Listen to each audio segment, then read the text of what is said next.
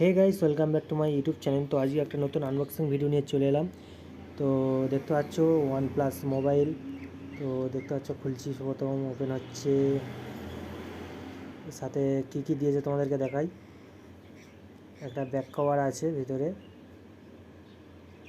তো এটা সাইডে সরিয়ে দিই।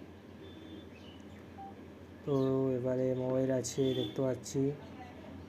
তো এটা মোবাইলটা actually delivery boy open box ছিল, তাই তোমাদেরকে ফের একবার দেখানোর জন্য ওপেন বক্স করলাম।